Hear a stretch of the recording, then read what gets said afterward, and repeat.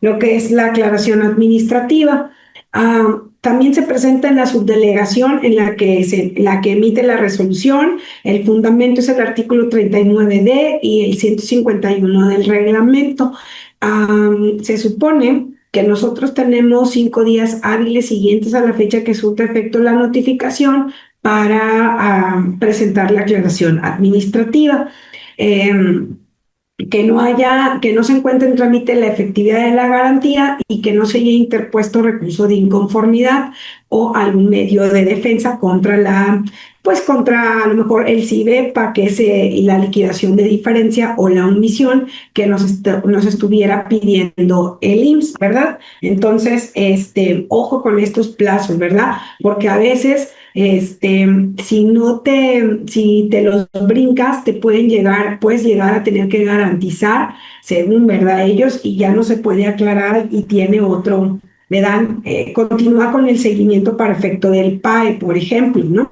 Entonces, es bien importante que respetemos los plazos, que cuando nos llegue una aclaración, o una liquidación de diferencias o de omisiones o de algo, no lo echemos al cajón, porque si lo guardamos, el procedimiento de cobro continúa y lo que seguiría sería aplicarnos el PAE, y entonces ahí nos van a embargar cuentas, nos van a bloquear, y pues es un camino largo para poder desbloquear y para poder, incluso hasta nos van a dar de baja el registro patronal. Entonces hay que tener cuidado, ¿sí?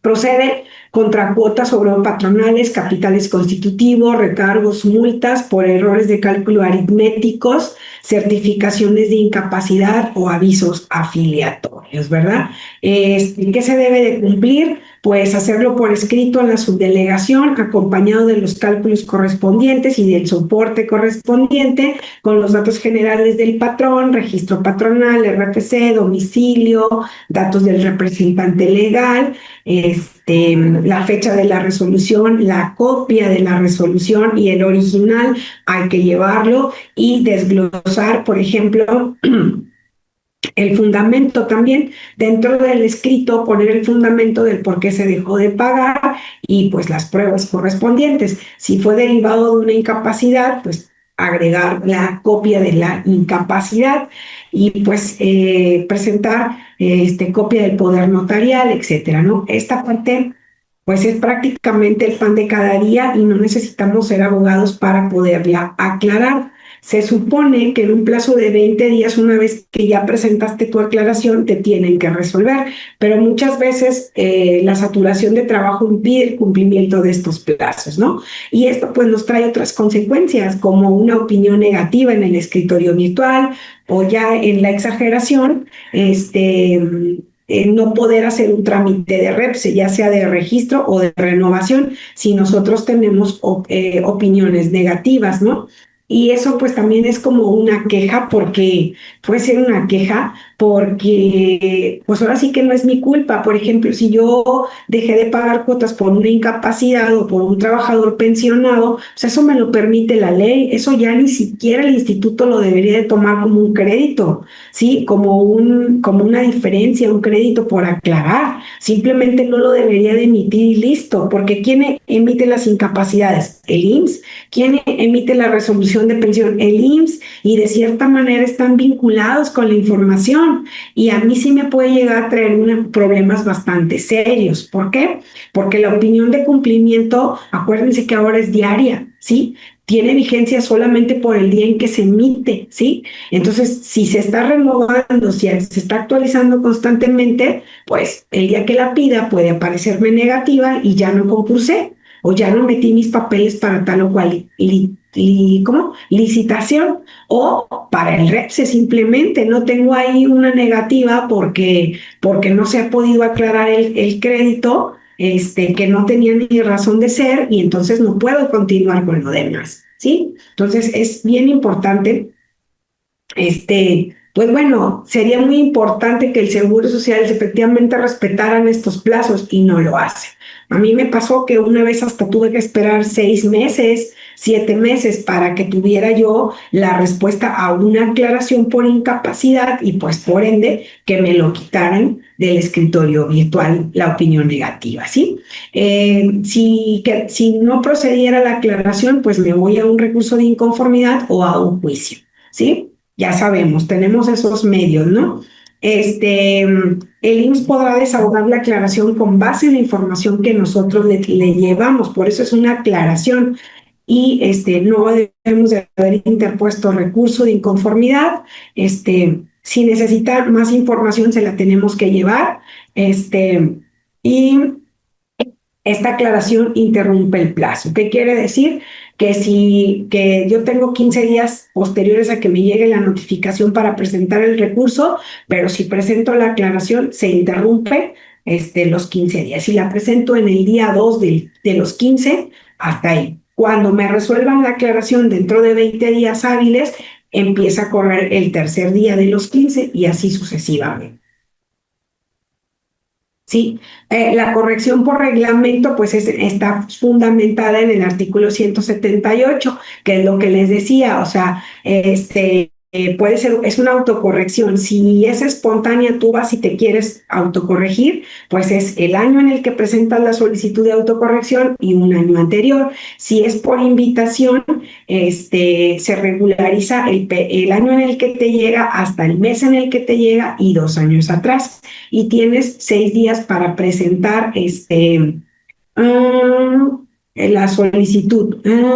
Se prenden los 6 días hábiles a la notificación, sí, o sea, tienes 6 días para aceptar la invitación prácticamente. Se corrigen los cumplimientos del IMSS de manera amigable, por decir, si tú dices, es que omití la integración del bono de productividad, pues ahora es cuando, este momento es el momento de brillar y corrígete y no va a pasar absolutamente nada, no te lo van a tomar a mal, ni te van a estar escarbando 4 años hacia atrás. Hasta ahí queda, ¿no?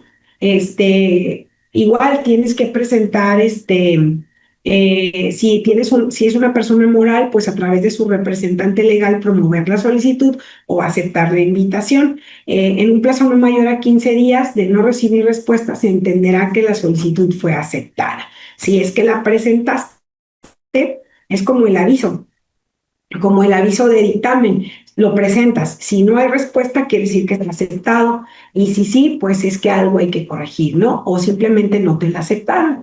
Eso sucede cuando tú vas a presentar solicitud para dictaminarte por casos inducidos, ¿no? Cuando te llega una visita domiciliaria y dices, no, mejor presento avisos de dictamen para que un dictaminador me haga la revisión. Ahí el Seguro Social tiene 15 días para contestarte si los acepta o si no, y a veces no te los acepta.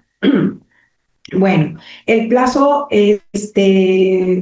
son 40 días hábiles para presentar tu corrección. Tienes que hacer toda la revisión de salario, de pago de honorarios a personas físicas, de revisar tus activos, variables, todo lo que se hace en un dictamen se hace en esta autocorrección patronal y tienes solamente 40 días hábiles, o sea, vienes teniendo 55 días hábiles para presentar todo, desde que por primera vez, desde el primer día que llevas el aviso, ahí ya considera que está corriendo, la solicitud, perdón, considera que está corriendo el plazo para presentar la autocorrección, patrón, ¿verdad? Y ojo, son días hábiles, no naturales, ¿sí? Bueno, entrando a la queja administrativa, pues les digo, esta sirve para,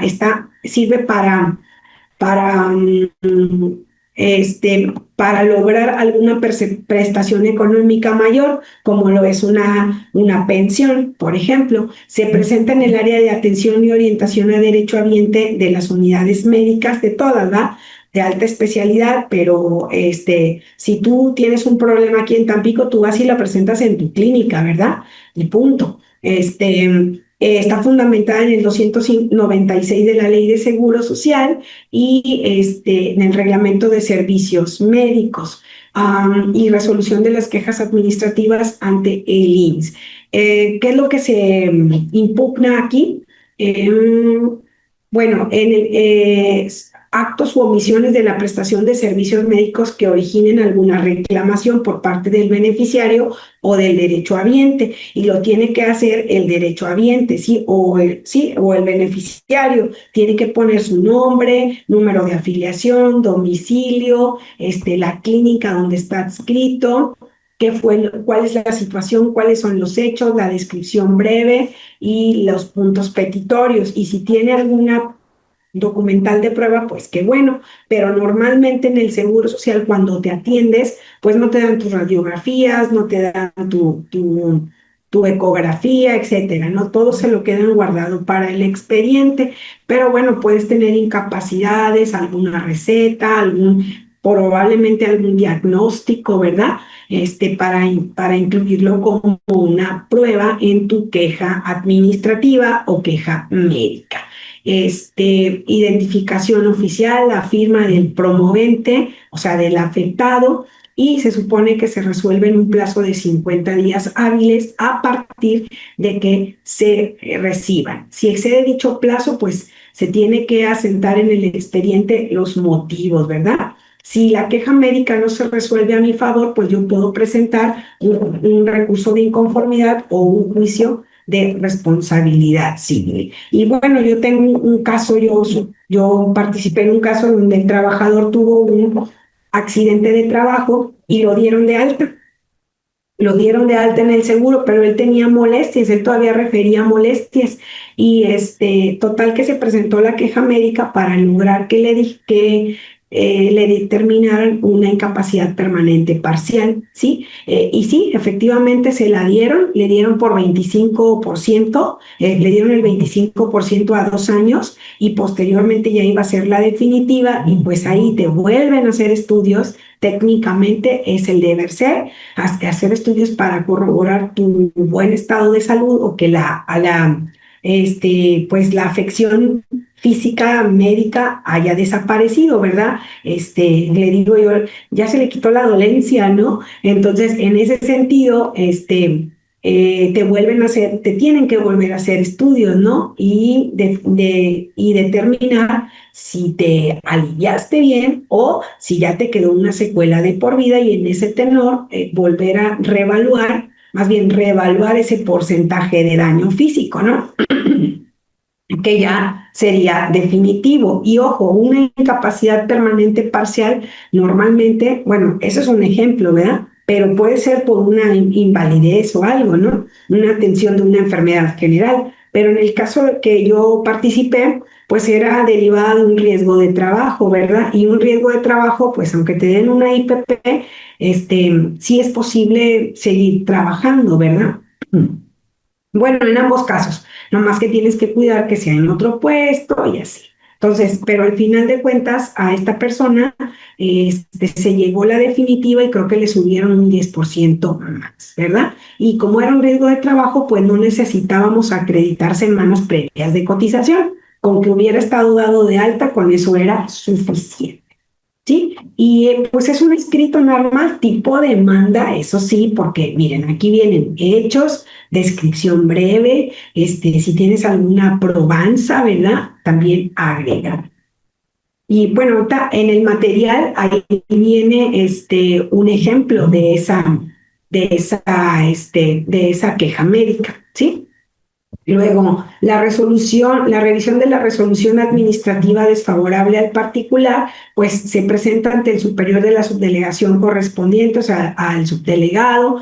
El fundamento es el 36 del código, y bueno, no hay un término específico, pero deben pasar 45 días hábiles siguientes a la fecha en que surgió efecto la notificación, y no haber interpuesto un medio de defensa. Las resoluciones administrativas de carácter individual no favorables al particular, o sea, me contestaste en modo negativo mi aclaración, pues vuelvo a inconformarme a través de esta revisión, ¿sí? Hay que poner el no, o sea, los datos generales, ya saben, patrón, registro patronal, RFC, domicilio, datos del representante legal, número del oficio, etcétera, ¿no?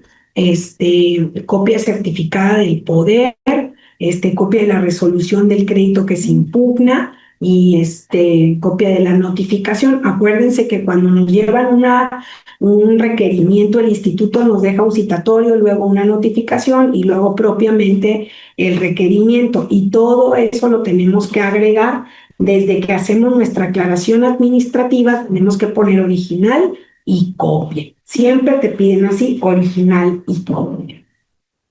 Acá tengo unos comentarios. Por ejemplo, dice Leobardo, sí es para que el trabajador se pueda pensionar por la ley del 73, pues sí tendría que interponer un juicio contra ese patrón,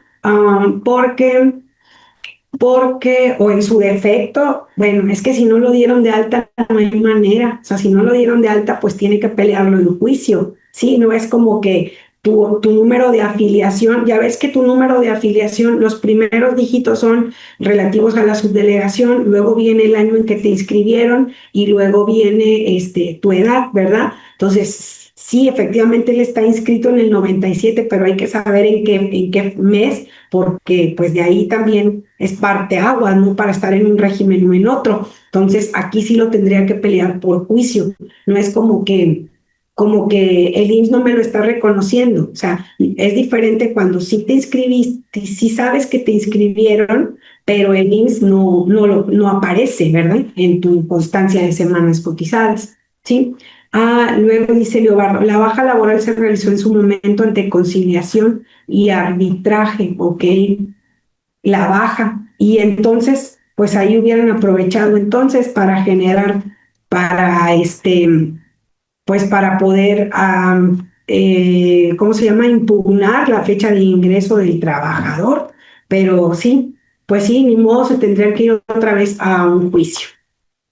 Bueno, esto es en cuanto a la resolución administrativa desfavorable, ¿verdad? Bueno, no constituye una instancia a la resolución que dicte el IMSS. El superior jerárquico podrá modificarla o revocarla una vez que en beneficio del promovente, ¿verdad? Y se tramita en la última instancia cuando se vencieron los términos, el acto, para impugnar el acto y estos no fueron ejercidos, ¿sí? Eso es importante. Luego viene la corrección fiscal, ¿verdad? Luego viene la corrección fiscal. Esta corrección fiscal, am,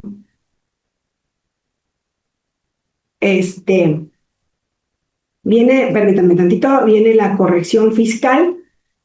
Y bueno, se tramita ante el superior de la subdelegación correspondiente, es el fundamento del artículo 2, fracción 13 y 14, párrafo segundo de la Ley Federal de los Derechos del Contribuyente. Podrán corregir la situación fiscal a partir del momento en que se dé inicio al ejercicio de las facultades. Esto es cuando ya te llegó una auditoría y tú dices, a ver, te dan la oportunidad de autocorregirte, decir, bueno, aceptar lo que ellos te digan y adelante, ¿verdad? Te puede salir, aquí que te ahorras, pues multas, ¿verdad? Y se trata de corregir los cumplimientos ante el IMSS, ¿sí? Podrán corregir su situación fiscal a partir del momento en que se dé inicio el ejercicio de sus facultades. Entonces, si tú ya sabes qué es lo que te anda haciendo ruido por ahí o la piedrita en el zapato o lo que debes, entonces autocorrígete para el momento en el que te llegue, o que continúe, ¿no? Que continúe el procedimiento de revisión y te digan, es que debes tales cuotas, ya las pagué, sí, entonces esto es importante, ¿no? Es como cuando te va a llegar un requerimiento, o sea, te digo, cuando te llega un requerimiento, primero te dan el citatorio, luego la notificación, y en ese lapso, más o menos tú ya sabes de qué se trata, ¿no? Por dónde va la diferencia. Entonces tú la puedes pagar y al día siguiente que te lleven la notificación, pues ya queda sin efecto, ¿sí? ¿Por qué? Si la notificación y el requerimiento. Ya con el citatorio tú más o menos sabes o le puedes preguntar un poquito al notificador, ¿no? Y él te puede más o menos orientar de qué se trata el tema. Y entonces, sí, cierto, se me olvidó pagar tal mes, lo pagas y la multa quedaría sin efecto, incluso el requerimiento también. Y no habría necesidad ni siquiera de irlo a cancelar a la subdelegación, ¿verdad? Entonces, algo parecido acá. Empiezan las facultades de fiscalización a través de la auditoría, pero tú te empiezas a autocorregir, así que de tal suerte que al término de la misma ya está pagado todo, ¿no? ¿Qué se debe presentar? Una copia de la declaración de corrección que se haya presentado, debe ser consignada en un acta parcial, obviamente, cuando se trate de visita domiciliaria. En los demás casos, aun cuando haya concluido la visita, la autoridad deberá entregar mediante oficio un plazo de 10 días que recibió la corrección, ¿verdad? Se corrige durante el ejercicio de las facultades de la autoridad y hayan pasado 3 meses, se dará por concluida la revisión mediante oficio. Si se corrige cuando se haya concluido el ejercicio de las facultades la de comprobación, en un plazo de un mes, mediante oficio, se dará a conocer al contribuyente la resolución, ¿verdad? Porque luego, por ejemplo, pasa muy seguido con las revisiones secuenciales de dictamen, ¿no? Que por alguna razón no quedó conforme el auditor o el auditor del IMSS que te está revisando, en el oficio final da por concluido, pero ahí te dice, se aplicarán las facultades de fiscalización de ser necesario o una cosa por el estilo, ¿no? Porque a lo mejor no quedó satisfecho con la no integración tal vez de algún concepto, ¿no? Que bueno, siempre el concepto que estaba en tela de duda era la ayuda a habitación, pero pues ya después de la resolución de la Corte, donde dice que la tienes que pagar en especie, pues ya nadie la da, aunque esté en ley y aunque en el artículo 27 en sus excepciones te diga cuál es el requisito para excepcionarla de la integración, pues ya no es tan recomendable, ¿sí? Porque pues sí, te la va a pelear el Seguro Social, te va a decir, intégrala, y cuando tú te quieras ir a un medio de defensa, lo vamos a perder, porque ya hay una resolución al respecto de la Corte y es bastante clara. Entonces, ojo, o sea, hay que también estar al tanto de lo que la Corte dice, porque pudiera eso repercutir en que ya no vamos a dar tales o cuales percepciones, ¿verdad? Entonces, eso es muy, muy importante. Un recurso de revocación, por ejemplo, se utiliza, bueno, se tramita ante la Oficina de Cobros de la Subdelegación a la que pertenece el registro patronal. El fundamento está en el 251, fracción 34 de la ley del IMSS. Acuérdense, el 251 habla de todas las facultades del IMSS que tiene para fiscalizar.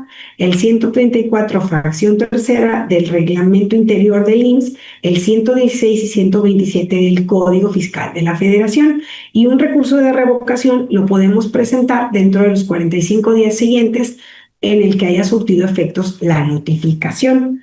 ¿Sí? Y bueno, se va a interponer contra actos que emanen del proceso administrativo de ejecución. ¿Y qué actos son? Pues cobro, definitivamente, ¿verdad? De que me quieran embargar una cuenta, etcétera, ¿no?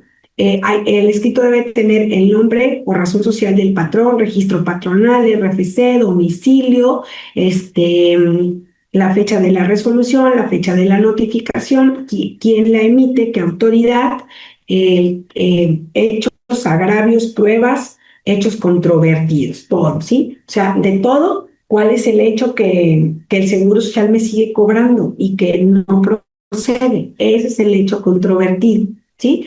¿Qué se debe de anexar? Una copia certificada del poder notarial, copia de la resolución, copia de la notificación, excepto cuando el proponente declare bajo protesta de decir verdad que no recibió la constancia, o cuando las notificaciones fueron por edictos. Esos, acuérdense que se cuelgan en la subdelegación y pues ya. O sí, edictos son publicaciones, ¿no? Entonces deberá de señalar la última fecha de la publicación y quién la hizo, ¿no? Además de agregar pruebas documentales porque no procede tal o cual crédito ante el instituto.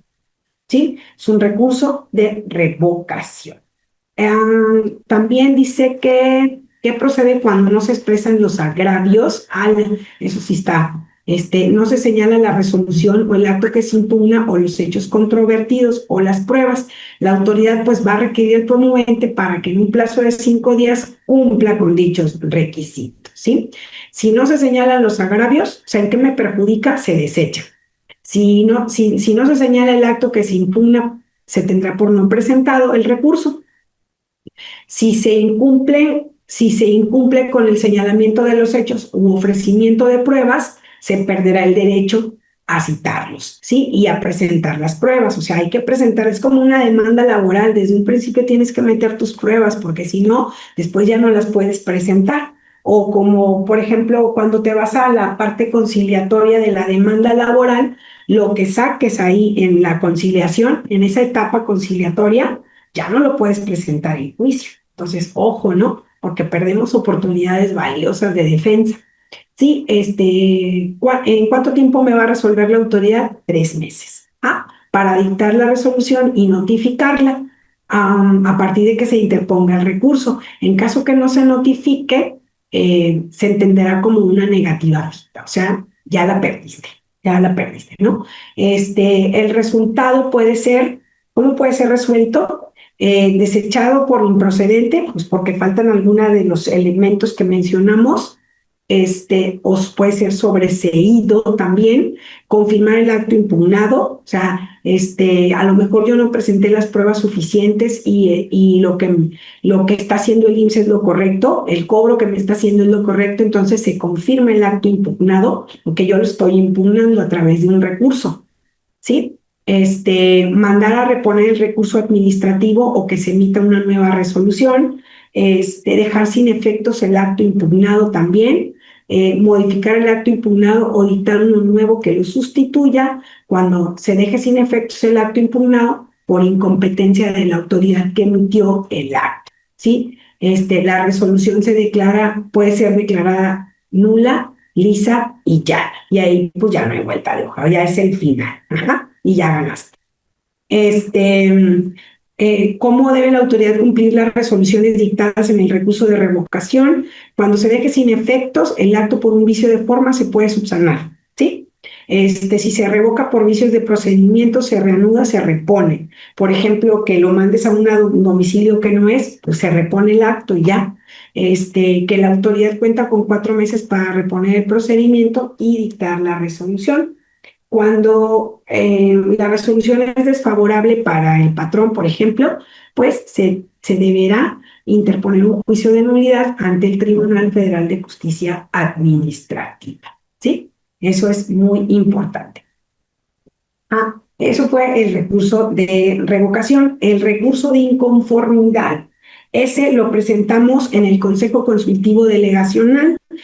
El fundamento está en la Ley de Seguro Social, ese es muy usado en el artículo 294 y 295. Tenemos 15 días hábiles para presentarlo después de que surta efecto la notificación del acto, ojo, definitivo, o sea, procede contra actos definitivos de la autoridad y tenemos un reglamento para el recurso de inconformidad.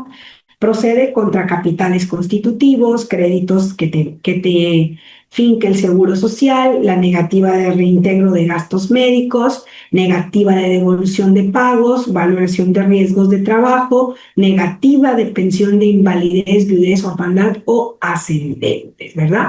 Porque les digo, por ejemplo, en el caso de la viudez, si tienen un año de casado apenas o menos de un año, luego no les quieren dar la pensión de viudez y hay que impugnarlo a través de un recurso de inconformidad o de un juicio laboral, ¿verdad? Se debe de anexar copia certificada del poder notarial, copia de la resolución, del crédito o del acto que se impugna y copia de la notificación. Si tenemos pruebas, que yo creo que sí, hay que agregarlas, ¿verdad? Por ejemplo, si yo voy a impugnar a través de un recurso de inconformidad la rectificación de prima de riesgo, pues tengo que poner que el accidente de trabajo fue en trayecto. Y evidentemente el ST7, perdón, donde el médico lo dictamina como trayecto, ¿sí? Y punto. Tengo que anexar todas esas pruebas. ¿Cuánto tiempo cuenta la autoridad para resolver? 3 meses. Igual que el escrito de desacuerdo, igual que el recurso de revocación, igual que el recurso de inconformidad, son 3 meses. En caso de que no se notifique la resolución, pues se entenderá como negativa finta, ¿sí?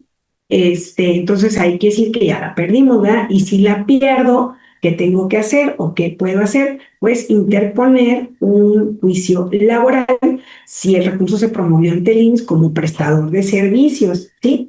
Aquí es ante los tribunales federales, ¿ok? Si es un juicio, se procede, o sea, me da pie a un juicio de nulidad cuando se promovió por el patrón que está sujeto obligado al pago de las aportaciones y se interpone ante el Tribunal Federal de Justicia Administrativa. Ya ven, sigue apareciendo el IMSS como un prestador de servicios y como autoridad fiscal autónoma, ¿sí? Luego viene otro recurso de revocación, dice, porque el mismo reglamento del recurso de inconformidad nos lo permite. Entonces, se presenta en el Consejo Consultivo Delegacional y tiene como fundamento el 31 del reglamento de inconformidad. Y tenemos 3 días hábiles siguientes a la fecha a que surta efectos legales la notificación del acuerdo que se va a impugnar y se tramita dentro del mismo recurso de inconformidad. Es como un mini juicio adentro del recurso de inconformidad, ¿verdad? Procede contra actos del secretario del Consejo Consultivo Delegacional. Normalmente, cuando se trata de un juicio o de tribunales, tenemos el juez, tenemos el secretario instructor y otra figura. Entonces, hay actos que se pueden impugnar contra las resoluciones de los secretarios, ¿verdad? Entonces, aquí es uno de ellos, el recurso de revocación. En materia de admisión o desechamiento del recurso de inconformidad o de las pruebas ofrecidas, ¿sí? Si me desechan el recurso, pues yo voy a poderlo impugnar a través de un recurso de revocación, ¿sí? Eso es muy, muy, muy importante, ¿ok? ¿Qué debe de contener este recurso de revocación? El número de expediente, razón social, domicilio, RFC, registro patronal, si se trata de asegurados o beneficiarios, los nombres, firma, el acuerdo que se impugna, la fecha de la notificación, autoridad emisora, capítulo de hechos, agravios, pruebas que se tengan que ofrecer, porque acuérdense, corremos el riesgo de ya no poderlas presentar, ¿sí? ¿Qué documento se debe anexar al escrito? Copia certificada del poder notarial, copia de la resolución, crédito o acto que se impugna y copia de la notificación, además de las pruebas, ¿ok? Tiene que ir todo el paquete completo. Si la resolución es desfavorable, ¿qué tenemos que hacer? Pues irnos a un juicio de amparo. ¿Y de qué tipo? ¿Directo o indirecto? Pues indirecto, porque se trata de un acto de la autoridad, no de una resolución definitiva. Si me hubieran resuelto tal vez un juicio o el recurso, pues cabría la posibilidad de un amparo directo. Pero aquí no, indirecto aplica contra la resolución que se emite en el recurso de revocación, porque es como un juicio adentro del juicio más grande, no es definitivo, ¿sí? No es una resolución definitiva, es un acto nada más. Es un acto donde me están negando, por ejemplo, me están desechando el recurso, por ejemplo, ¿no? Ese es un acto, ¿sí? Acá viene. No, este recurso de inconformidad. Ajá. Sí, dice, en materia de admisión o desechamiento del recurso de inconformidad es un acto de la autoridad. Ajá. Entonces, aplica un recurso, un amparo, un juicio indirecto de amparo. Ajá. Luego, propiamente viene el juicio de amparo directo. Ese se tramita ante la sala del Tribunal Federal de Justicia Administrativa o en el Centro Federal de Conciliación y Registro Laboral que emitió la sentencia, ¿verdad? ¿Quién lo va a resolver? El Tribunal Colegiado de Circuito, porque estos tribunales, o sea, el Tribunal Federal de Justicia Administrativa, en tratándose de actos de fiscalización, y el Centro Federal de Conciliación, en tratándose de actos como prestador de servicio, se lo van a hacer llegar al Tribunal Colegiado de Circuito, ¿sí? Y el fundamento por por siempre es el artículo 107 por excelencia es el artículo 107 constitucional, fracción quinta, ¿sí? Y el 170 de la ley de amparo. Acuérdense que hay una ley de amparo que por ahí del artículo 16, por ahí 18, nos da como una receta de cocina para hacer el amparo, paso por paso.